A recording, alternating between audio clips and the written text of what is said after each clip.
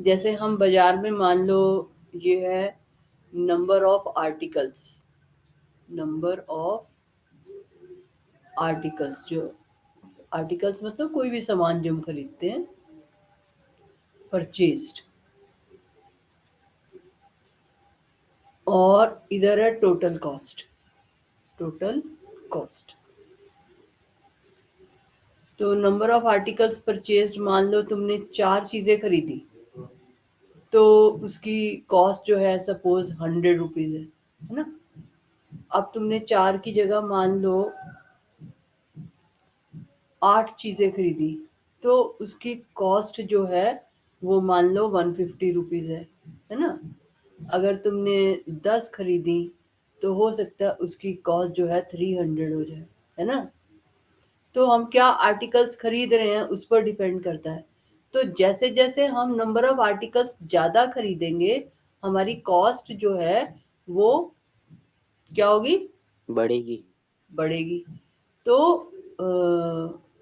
अगर articles increase करते हैं, आर्टिकल्स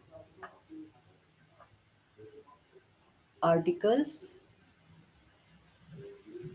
इंक्रीज, इंक्रीज, ठीक है। इंक्रीज को ना वैसे अपवर्ड एरो से भी डिनोट करते हैं। वैसे तुम इंक्रीज ही लिखो, तुम्हारी बुक में नहीं दे रखा, मैं तुम्हें वैसे बता रही हूँ। तो अगर आर्टिकल्स इंक्रीज हो रहे हैं तो कॉस्ट जो है वो भी क्या होगी, इंक्रीज होगी। तो आर्टिकल्स ज्यादा खरीदेंगे तो कॉस्ट हमें ज्यादा देनी पड़ेगी। तो एक क्वांटिटी इंक्रीज हो रही है तो दूसरी भी साथ में इंक्रीज हो रही है ना। इसी तरह से मान लो तुम्हारे पास बैंक है, बैंक में तुम मनी डिपॉजिट करते हो, मनी डिपॉजिट। तो बैंक में क्या होता है कि हमें जो मनी डिपॉजिट करते हैं उसके ऊपर हमें क्या मिलता है, जो मनी मनी डिपॉजिट करते हैं उसके ऊपर क्या मिलता है बैंक में, इंटरेस्ट मिलता है, इंटरेस्ट, हाँ। ठीक है ना। अब तुम जितना ज्यादा मनी डिपॉजिट करोगे, अगर तुम्हारी डिपॉजिटेड मनी बढ़ेगी तो इंटरेस्ट क्या होगा, वही बढ़ेगा। वो भी बढ़ेगा। मान लो कोई 1,000 रुपए जमा कराता है तो उसको 1,000 रुपए पर इंटरेस्ट मिलेगा, कोई 1 लाख जमा कराएगा तो उसको 1 लाख पे मिलेगा, है ना। तो इंटरेस्ट बढ़ेगा। तो डिपॉजिट मनी बढ़ने से इंटरेस्ट जो है हमारा बढ़ता है, ठीक है, ये समझ में आ गई। हम्म। तो कुछ क्वांटिटीज ऐसी होती हैं कि जब एक बढ़ती है तो दूसरी भी बढ़ती है, एक कम होती है तो और ऐसा भी हो सकता है कि एक कम हो तो दूसरी भी कम हो, है ना। अगर आर्टिकल्स हम कम खरीदेंगे तो कॉस्ट भी कम होगी, है ना। अगर हम मनी हम्म। कम डिपॉजिट करेंगे तो इंटरेस्ट भी कम डिपॉजिट मिलेगा हमें।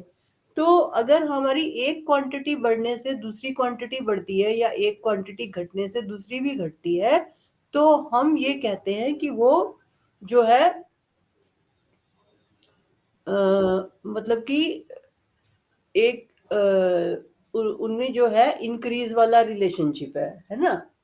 लेकिन कुछ कुछ क्वांटिटीज ऐसी होती हैं, जैसे हमारी गाड़ी है, हम स्पीड जो है वो बढ़ाते हैं, स्पीड जो है हम उसको इंक्रीज करते हैं, स्पीड को हम इंक्रीज करते हैं, स्पीड इंक्रीज की हमने, तो जो यस। डिस्टेंस कवर्ड होगा, ये थर्ड एग्जांपल दे रहे हैं हम, ठीक ठीक है।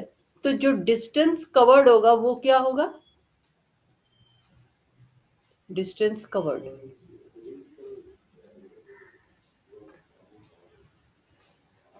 अगर हम अगर स्पीड बढ़ाते हैं और टाइम हम फिक्स कर ले, या हमें उल्टा ऐसे समझ लो, स्पीड बढ़ाते हैं, डिस्टेंस हमारा फिक्स है, तो जो टाइम होगा उसका क्या होगा बताओ। तुम्हें मान लो अपने घर से स्कूल जाना है, ठीक है।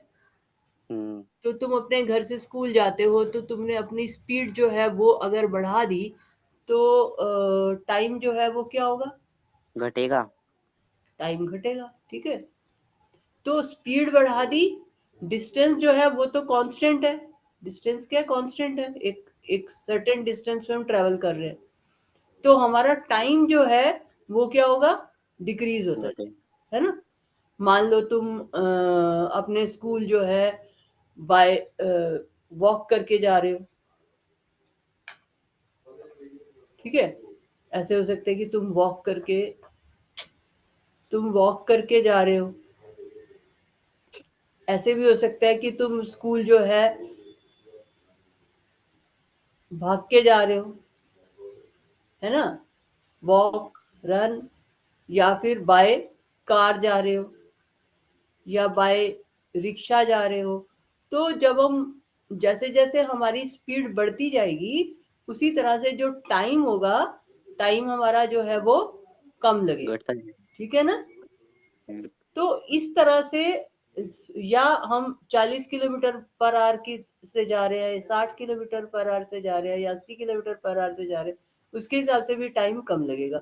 तो एक तरह से स्पीड बढ़ने से टाइम कम लगता है। तो एक क्वांटिटी इंक्रीज कर रही है तो दूसरी क्या कर रही है, डिक्रीज कर रही है। ठीक है, इंक्रीज का ऑपोजिट क्या होता है, decrease. Degree.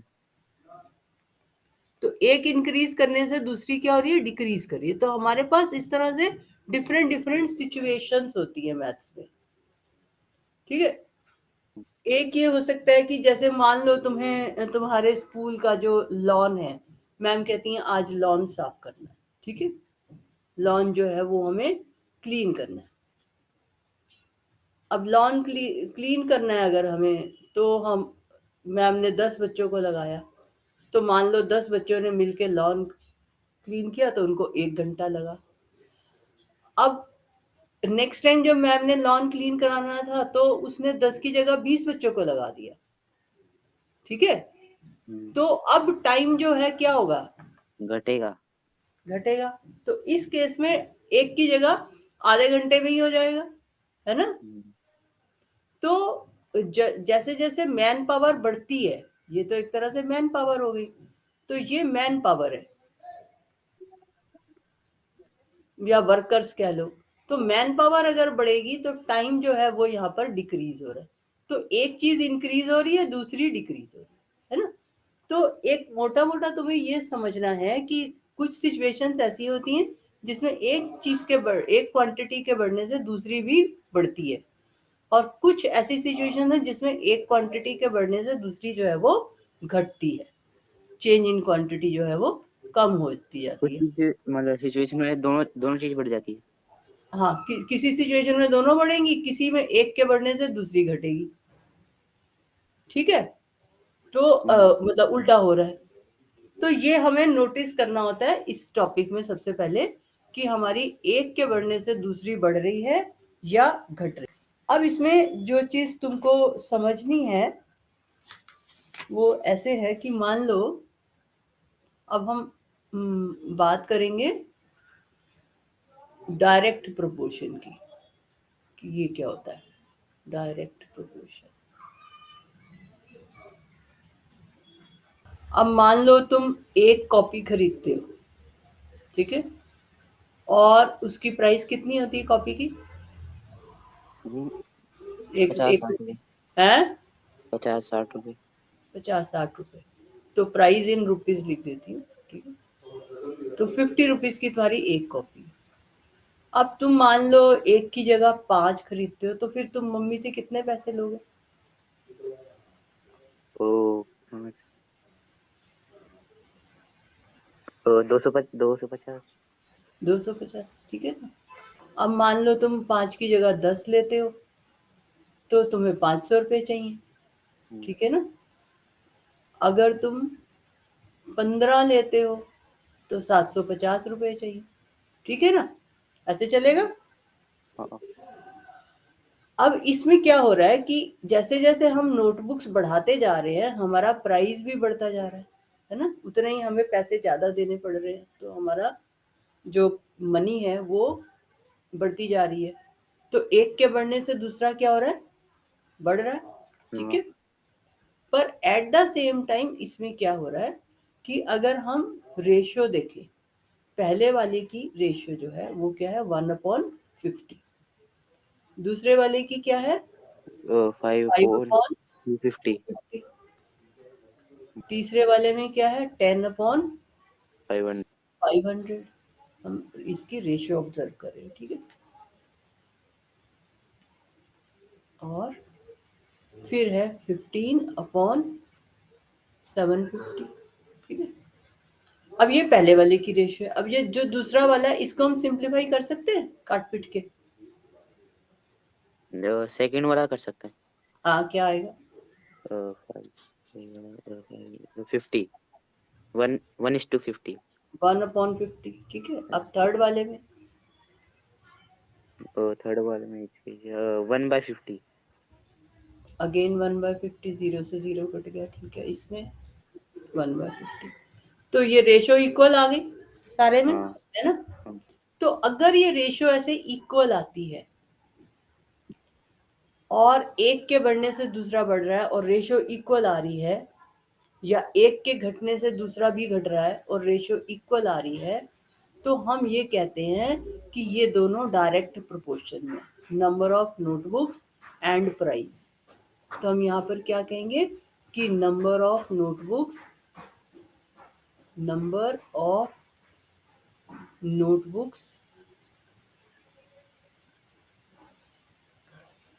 And their price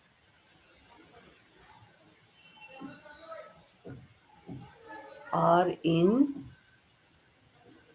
direct proportion.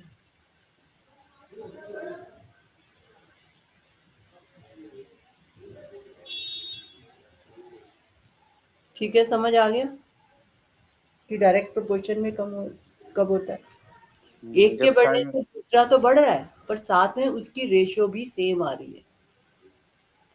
अगर मैं नंबर ऑफ नोटबुक्स को x कहूँ, इसको y कहूँ, और ये पहली वाली को इसको मैं x1 कहूँ, इसको y1 कहूँ, इसको x2 कहूँ, इसको y2 कहूँ, इसको x3 कहूँ, इसको y3 कहूँ, x4 कहूँ, इसको y4 कहूँ, ठीक है। तो हम क्या देख रहे हैं कि ये जो हमारा ये तो था x1/y1, ठीक है। दूसरा वाला क्या था? x2/y2। तीसरा वाला क्या था? Y3। x3/y3। और लास्ट वाला क्या था? x4/y। तो जहां पर हमारा ये इक्वल आता जाता है, सारा 1/50 है, सारे 1/50 है, तो हम इसमें कह सकते हैं ना कि हमारा x/y जो है वो क्या आ रहा है? 1/50। ठीक है। कोई भी x की वैल्यू ले और कोई भी y की वैल्यू ले, आंसर 1/50 ही आएगा।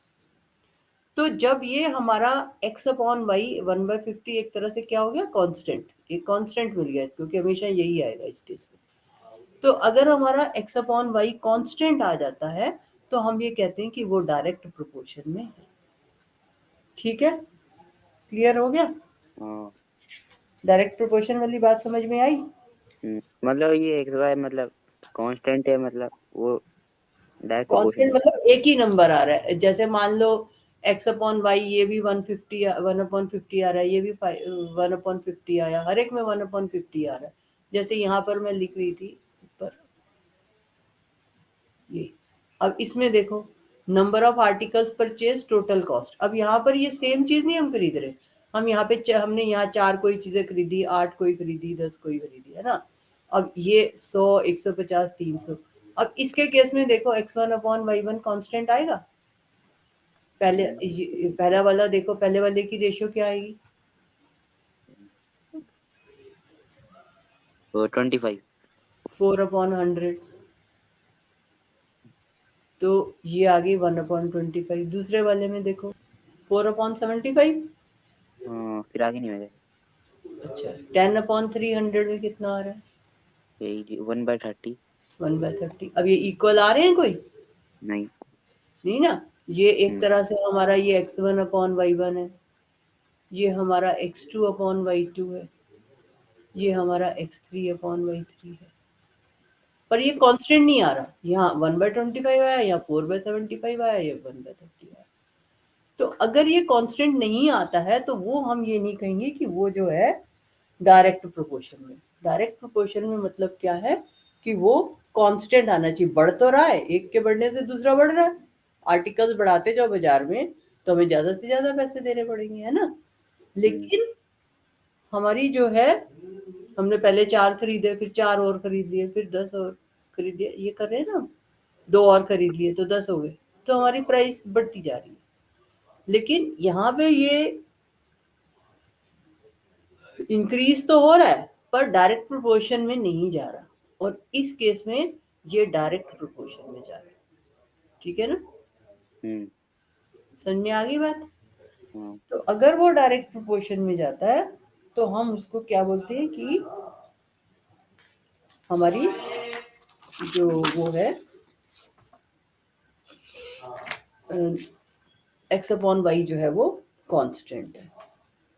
या ऊपर देख लो, weight of sugar in kg, cost in rupees. तो जब 1 किलो शुगर थी तो वो 36 रुपए की थी। ठीक है, 3 किलो शुगर लेंगे तो कितने की आएगी? 108। 108 की आएगी। 5 किलो लेंगे तो 180 की आएगी। अब यहाँ पर रेशियो देखो, 1/36 है। ठीक है, हाँ। फिर 3/108 है। अब ये कितना आएगा? 1/36 आ गया फिर से। हाँ। अब हाँ। 5/180 है। अब देखो इक्वल आ गया ना। हाँ। तो ये वेट इन शुगर और कॉस्ट इन रुपीज ये क्या हो गया? डायरेक्ट प्रोपोर्शन में हो गए दोनों, wait of sugar and cost. ठीक है, डायरेक्ट हाँ। प्रोपोर्शन में हो गए। तो अगर ये इक्वल नहीं आता तो वो डायरेक्ट प्रोपोर्शन में नहीं होंगे। समझ में आ गई बात? डायरेक्ट प्रोपोर्शन क्या होता है? अगर जैसे हमारे पास ये है, observe the following tables and find x and y are directly proportional. तो अब देखो फर्स्ट वाला देखो, डायरेक्टली प्रोपोर्शनल है, सारे इक्वल हैं। इसमें 1/2 आ रहा है पहले में। सारे सबका चेक करना पड़ेगा। तुम चेक करके बताओ मुझे, डायरेक्टली प्रोपोर्शनल है? मतलब पहले वाले का ना। है इक्वल। हाँ हाँ हाँ है। तो इसका मतलब एक्स ये and y constant. Are directly constant. Proportional.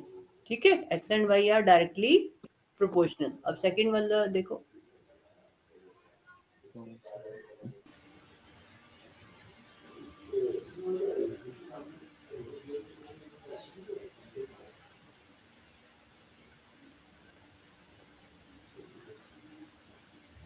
Ma'am अलग अलग आ रहा है।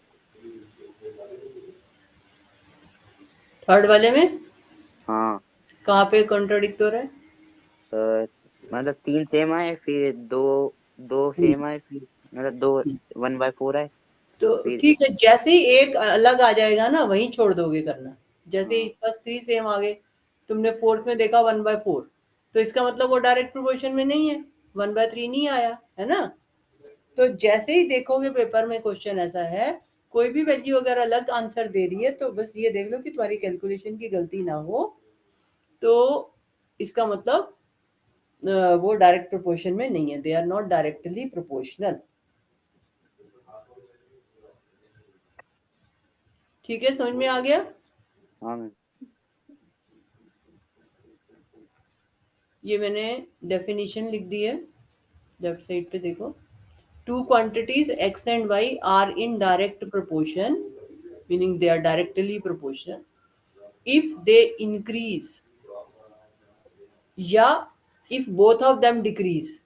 ठीक है, दे इंक्रीज मतलब या तो दोनों इंक्रीज करें या दोनों डिक्रीज करें together in such a manner that the ratio of their corresponding values remain constant. ठीक है, हम्म। मतलब x अपॉन वाई जो है ये इसमें क्या रहना चाहिए? कांस्टेंट। ठीक है, समझ आ गया? तो तो x अपॉन वाई कुछ कांस्टेंट आना चाहिए हर एक उसमें। ठीक है, तो हम इसको मैथ्स में ऐसे भी कहते हैं, x is proportional to y. ये सिंबल होता है प्रोपोर्शनल का, तुम्हारी बुक में शायद कहीं दे रखा हो।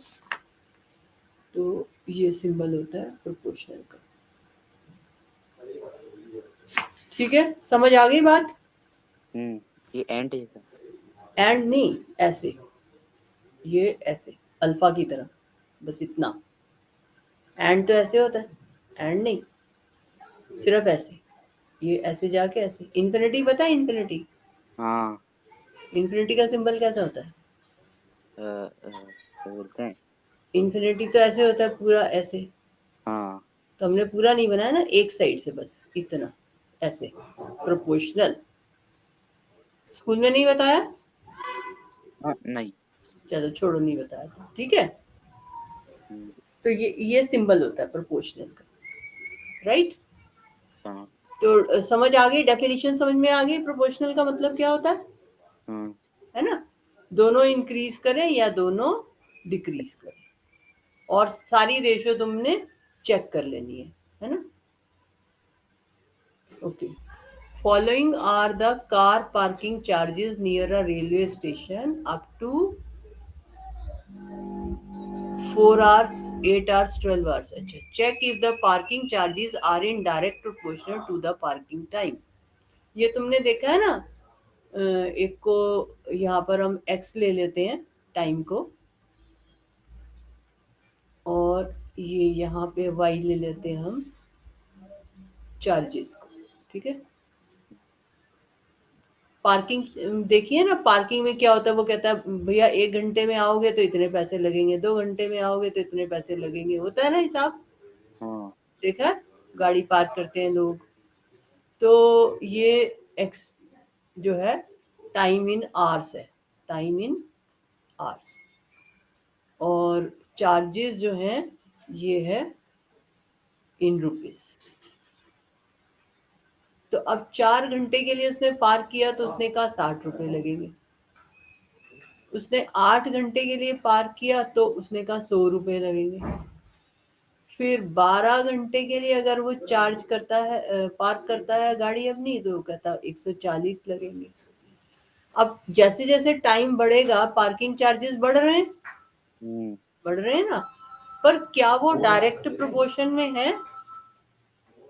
देखना पड़ेगा। देखो, बताओ।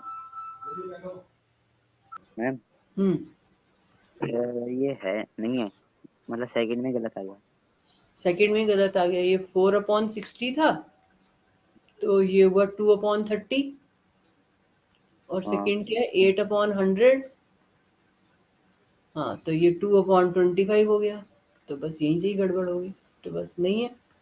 तो दे आर नॉट प्रोपोर्शनल, बढ़ तो रहा है पर प्रोपोर्शनल नहीं है ना। हम्म, समझ आ गया कैसे करना है?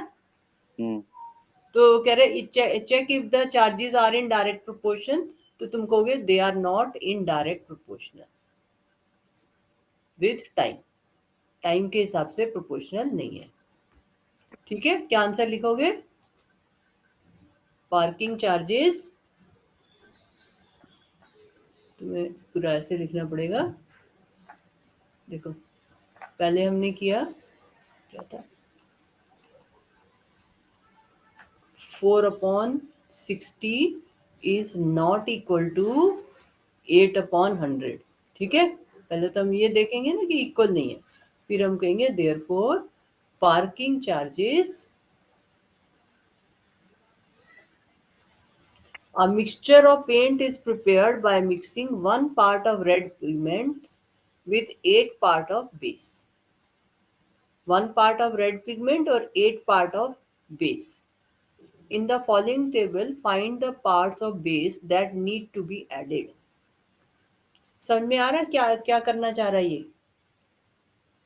मतलब उसने एक मिक्सचर जैसे, ऑफ पेंट, हाँ हाँ हाँ हाँ, बोलो। मिक्सचर उसने पेंट प्रिपेयर करा हम्म। By using one part part to red.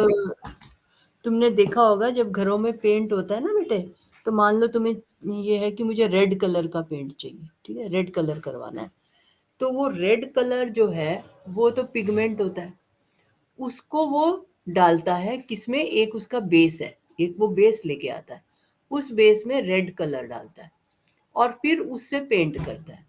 तो जो रेशियो है जिसमें डालनी है, कि अगर वो मान लो एक 1 लीटर रेड पिगमेंट लेता है, तो उसको 8 लीटर बेस लेना होगा, तब वो वाला शेड आएगा, जो वो शेड हम चाहते होते हैं ना कि हमें ये शेड चाहिए। तो शेड बुक में लिखा होता है कि कितना डालना है आपको। तो ये कह रहा है कि 1 लीटर अगर आप पिगमेंट आप डालोगे, तो आपको 8 लीटर बेस लेना होगा। ठीक है। हम्म। तो ये है हमारे पास रेड पिगमेंट, रेड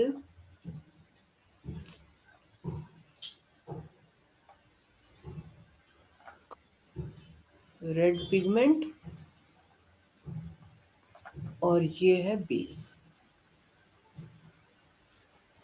तो अगर हम एक पार्ट रेड पिगमेंट का लेते हैं तो हमें 8 पार्ट जो है बेस के लेने हैं, मतलब कि 1 लीटर समझ लो, 1 लीटर रेड पिगमेंट का लेते हो या 1 गिलास रेड पिगमेंट का लेते हो तो 8 गिलास बेस के, सेम वाला गिलास यूज करके। तो अब वो ये कह रहा है कि अगर तुमने मान लो 4 गिलास रेड पिगमेंट के लिए तो तुम्हें कितना बेस लेना पड़ेगा। एक के लिए अगर 8 चाहिए और तुमने 4 लीटर जो है वो रेड पिगमेंट मिक्स करना है तो कितना बेस में मिक्स करोगे। और डिवाइड कर देंगे। किसको किससे। हाँ, 4 को 8 से। क्यों। हाँ मतलब वो मतलब ये क्या बोलते हैं। एक रेड देखो, एक रेड पिगमेंट है, 1 लीटर रेड पिगमेंट है, 1 लीटर के लिए वो कह रहा है कि तुम्हें 1 लीटर वाली बाल्टी है रेड कलर की, उसमें तुम्हें 8 लीटर बेस मिक्स करना है। तो अगर 4 लीटर की बाल्टी है तो उसमें कितना बेस, ज्यादा बेस चाहिए होगा कम चाहिए होगा। ज्यादा चाहिए होगा ना। ज्यादा चाहिए होगा, तो डिवाइड करने से तो उल्टा कम हो जाता है ना। हाँ हाँ हाँ, फिर मल्टीप्लाई। तो 4 लीटर अगर तुम्हें रेड पिगमेंट है तो कितना बेस चाहिए होगा। मतलब एक की जगह अगर 4 है, हर एक के लिए 8 चाहिए, एक के लिए तुम्हें 8 चाहिए, तो दूसरा 1 लीटर के लिए फिर 8 चाहिए, फिर 1 लीटर के लिए 8 चाहिए, तो कितना चाहिए होगा। तो 36। फिर 32। एक के अरे लिए हाँ। 8 चाहिए बेस, तो 4 के लिए हम्म। कितना चाहिए, 32, है ना। हाँ। इसी तरह से 7 के लिए कितना चाहिए। के लिए 7 के लिए कितना चाहिए होगा, एक के लिए 8, 56। तो 7 के लिए 56, 7 8 द 56। तो इस तरह से ये पूरी टेबल तुम्हें कंप्लीट करनी है कि 12 है तो कितना चाहिए, 20 है तो कितना चाहिए, 12 है तो कितना चाहिए, 28 के लिए हो गया। 20 के लिए 160। 20 के लिए 160 और 12 के लिए। और 96। ठीक है, तो 96 लीटर बेस चाहिए, ठीक है ना, समझ में आ गई। अब देखो ये डायरेक्टली प्रोपोर्शनल है ना, हम्म।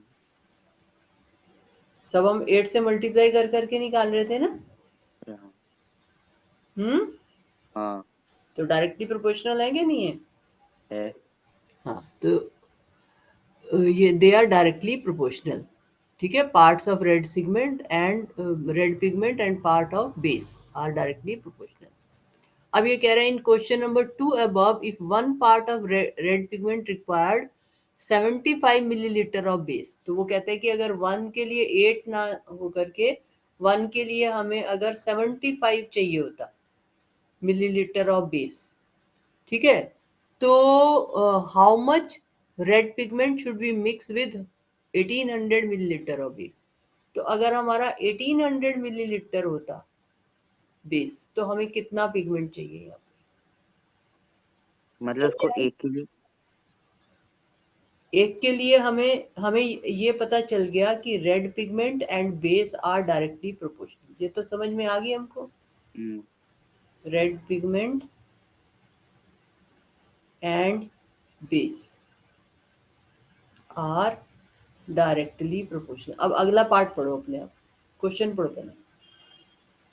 In question 2, if one part of a red pigment required 75 ml of base, how much red pigment should be mixed?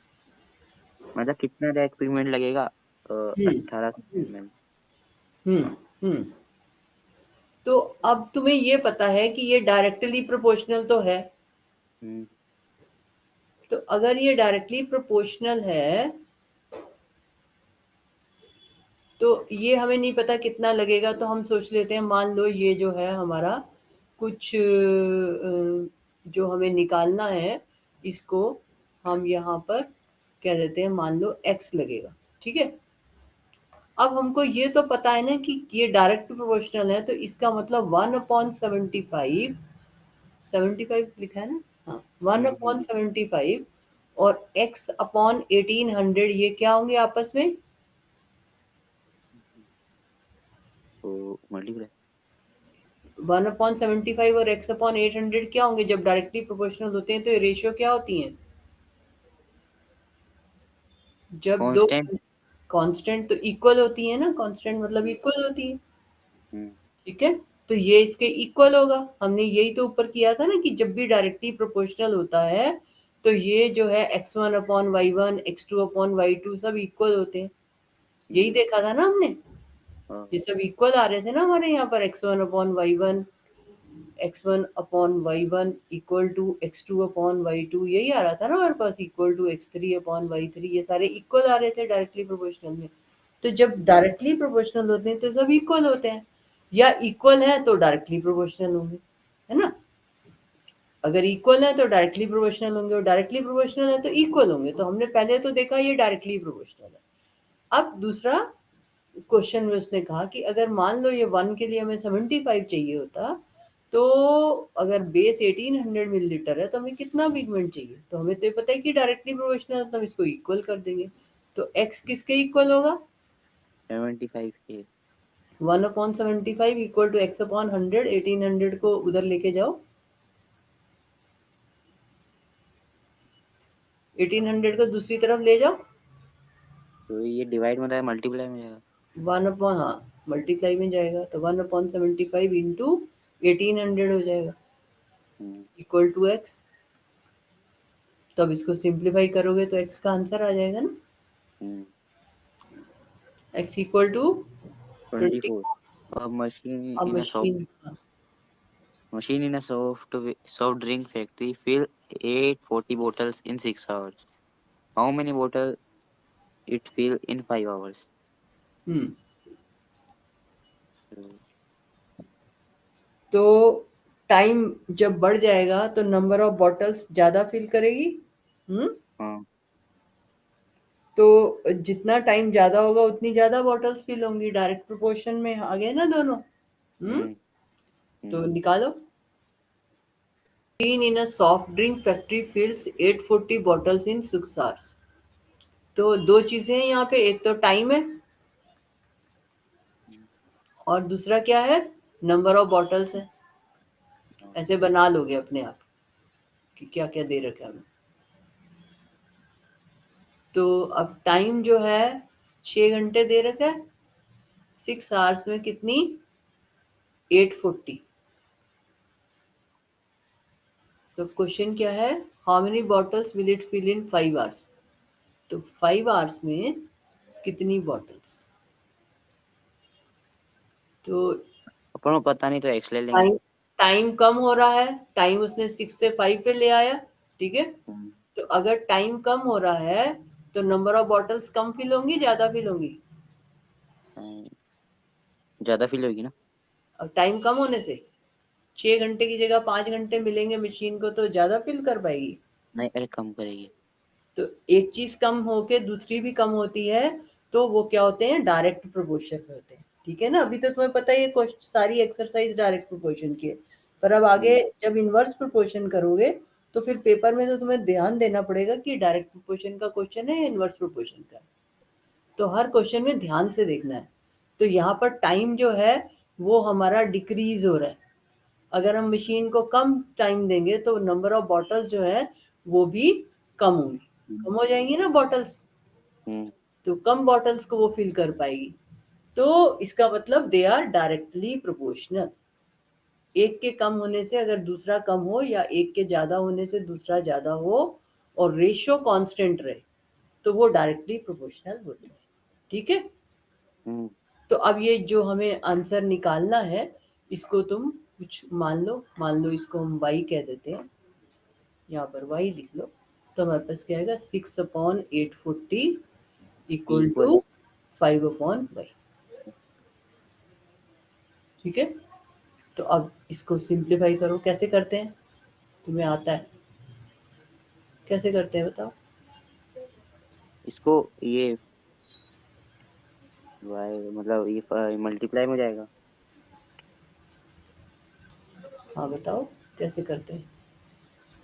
यहाँ पे लिख लेना, let the number of bottles, यहाँ पे लिख लो टाइम डिक्रीजेस, लिखते जाओ कॉपी में, वरना फिर तुम चेक ही नहीं करोगे। अभी तो क्योंकि सेम एक्सरसाइज है ना, टाइम डिक्रीजेस तो नंबर ऑफ बॉटल्स फिल्ड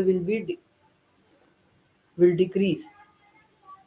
या ये जैसे मैं एरो डाल के लिखती हूँ ऐसे लिखो, तुम्हें पता होना चाहिए कि तुम क्या कर रहे हो। With the decrease in time number of bottles filled will decrease, ठीक है ना। फिर उसके बाद let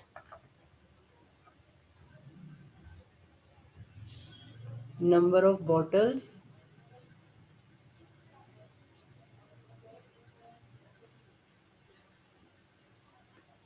number of bottles machine fill करिए ना, how many bottles will it fill, machine number of bottles machine can fill in 5 hours equal to x, ठीक है। y लिया हमने, y ले लो x ले लो, फर्क नहीं पड़ता। तो 6/840 इक्वल टू 5/y। तो अब तुम्हें कैसे लिखेंगे, नेक्स्ट स्टेप कैसे सिंप्लीफाई करते हैं। हाँ, ये 5 उधर मल्टीप्लाई में हो जाएगा। 5 किससे मल्टीप्लाई होगा। हाँ, 6/840 मल्टीप्लाई 5। क्यों, क्रॉस मल्टीप्लाई नहीं पता तुम्हें, हाँ, पता है ना, क्रॉस वो मल्टीप्लाई। यूज करो ना, यहाँ पर a/b इक्वल टू c/d है, तो क्रॉस मल्टीप्लाई यूज करो, क्या तो आएगा। 6y 6y 5 into 840, 840। हाँ ठीक है। तो y इक्वल टू क्या आएगा, 5 इंटू 840, 6 कहाँ जाएगा, हाँ, 6 डिवाइड में चल जाएगा ना। डिवाइड में 6 हो जाएगा, ठीक है। तो अब इसको काट दो, फिर आंसर निकाल दो, 7। 100। तो 6 को 840 डिवाइड करा तो 140 आया। और फिर 140 को 5 से मल्टीप्लाई करा। हम्म, ठीक है। तो क्या आंसर लिखेंगे, 700। 700 क्या आया, 700 क्या है, नंबर ऑफ बॉटल्स उसने फिल करी। bottles, तो therefore number of bottles is 700, ठीक है।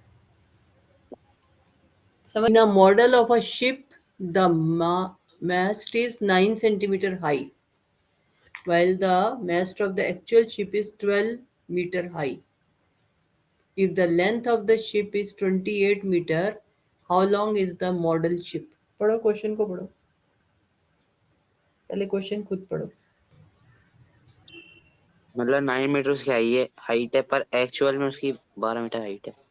है ना, in a हाँ, model of a ship the mast is 9 centimeter high। Actual में 12 मीटर हाई है। हाँ, तो एक्चुअल शिप। हमें, हाँ,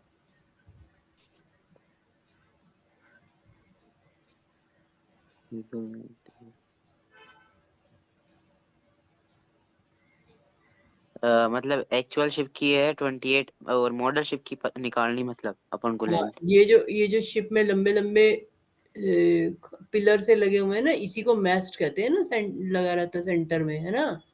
हाँ। तो वो ये कह रहा है कि ना model ship the moist is 9 centimetre high. तो एक तो मॉडल शिप है, ऐसे दो कैटेगरी बनाओगे तुम। अब तुम बताओ कैसे करेंगे, देखो क्या है, एक तो मॉडल शिप है और दूसरा क्या है, रियल शिप नहीं, मतलब। रियल शिप, है ना, एक्चुअल शिप। हाँ। तो एक्चुअल शिप है और मॉडल शिप है। अब मॉडल मॉडल शिप में क्या दे रखा है हमें, मेस्ट 9 सेंटीमीटर हाई। हाई, 9 सेंटीमीटर,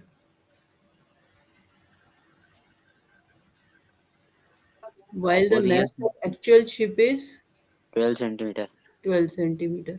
ये तो मैच्ड हो गया। फिर उसके बाद क्या कह रहा तो है, length of the ship is 28 metre. नीचे 28 है। रियल शिप की लेंथ जो है वो 28 मीटर है।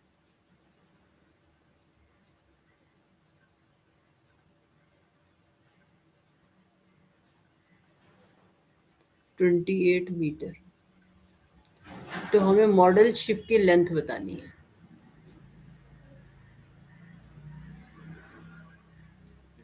इसको अपन जब कुछ भी ले सकते हैं। जब हम, हाँ इसको कुछ भी ले लो, एक्स ले लो। जब हम मॉडल शिप बनाते हैं, रियल शिप से मॉडल शिप जब बन रहा होता है तो सारी चीजें जो है उसी प्रोपोर्शन में छोटी करके बनती है ना। मॉडल में एक्चुअल शिप तो बहुत बड़ा होता है। हाँ। जब हम उसका मॉडल बनाते हैं तो हर एक चीज को उसी प्रोपोर्शन में कम करते जाते हैं, ठीक है ना। हम्म तो जो मॉडल शिप है उसकी जो भी चीजें होंगी वो इसी प्रोपोर्शन में कम होंगी रियल शिप से, जिस जिस प्रोपोर्शन में उसने मैच्ड को कम किया। तो मॉडल शिप और रियल शिप जो है क्योंकि प्रोपोर्शनल होते हैं उनके सारे पैरामीटर्स, तो यहाँ पर हमारे पास रेशियो क्या है, 9/12। और यहाँ पर क्या है, x/28। 28। तो अब तुम यहाँ पे x निकाल लोगे।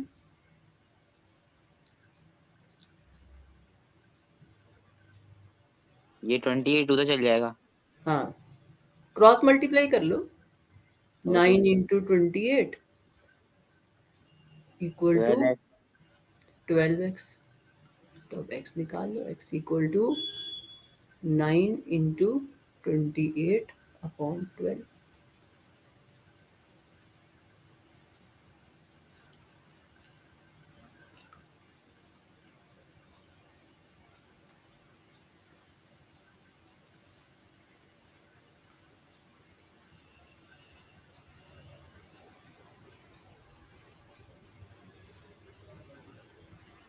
क्या है आंसर? 21। 20।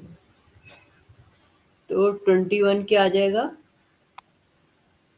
वो मॉडल शिप की वो लेंथ। लेंथ। तो लिखो length of model ship equal to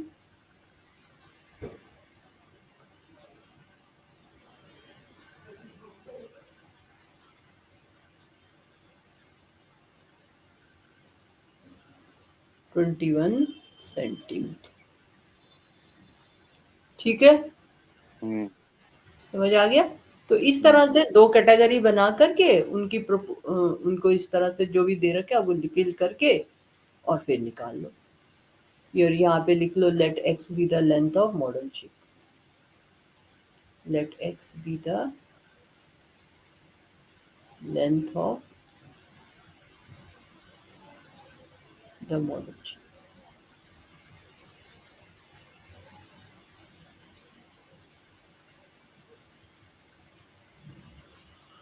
ठीक है, क्लियर? हाँ मैम।